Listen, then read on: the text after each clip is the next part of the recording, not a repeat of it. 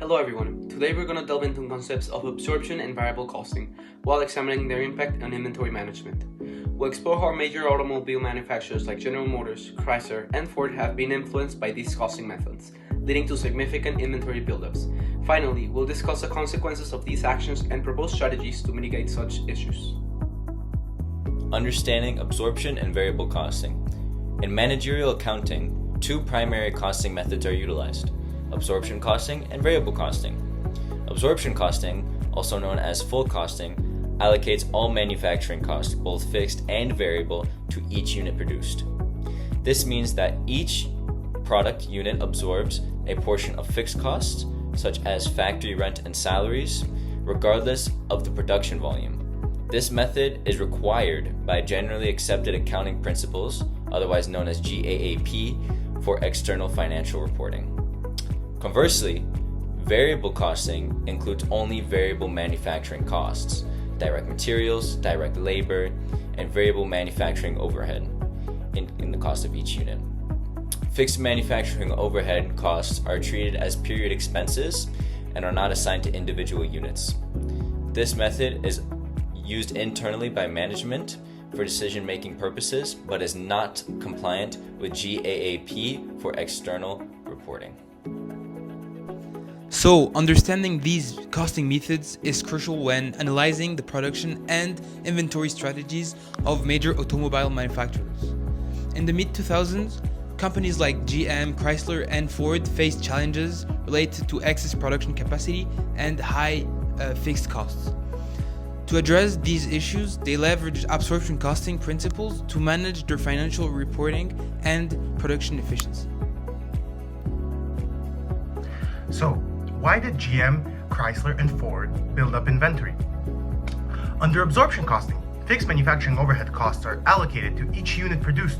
As production increases, these fixed costs are spread over a large number of units, reducing the per unit cost and ostensibly improving profitability. This accounting treatment can create an incentive to produce more units than necessary, leading to inventory buildup.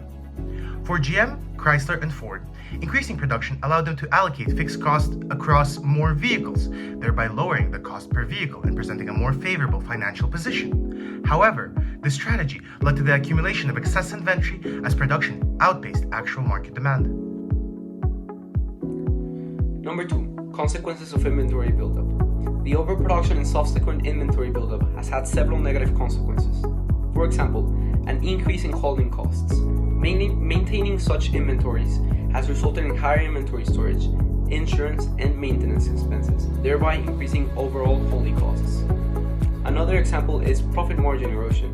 To clear the excess inventory, companies have resorted to significant discounts and incentives that have eroded profit margins and affected overall profitability.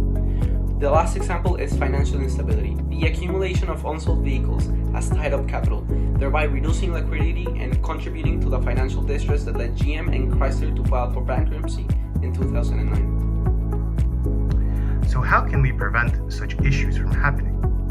Well, first and foremost, we can look at the example of Toyota. Toyota uses just-in-time inventory systems. Instead of stockpiling vehicles, Toyota manufactures only what is needed, reducing holding costs and waste. For example, their Kanban system. Toyota's just-in-time system ensures production is closely aligned with demand.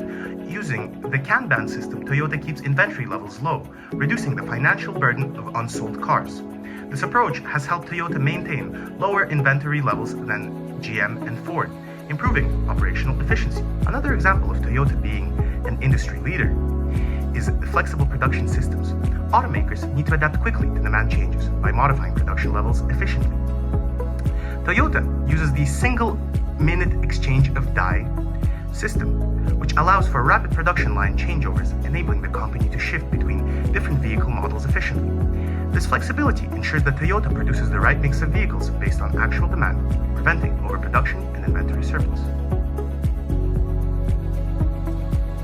We will conclude by saying that the experiences of GM, Chrysler, and Ford clearly highlight the pitfalls of using absorption costing to justify overproduction and inventory accumulation. By adopting strategies such as GIT inventory systems, improved demand forecasting, production flexibility, and aligning performance metrics with demand, automobile manufacturers can mitigate these risks, ensuring financial stability and a stronger market position. Girls in the club, I got my eyes on you.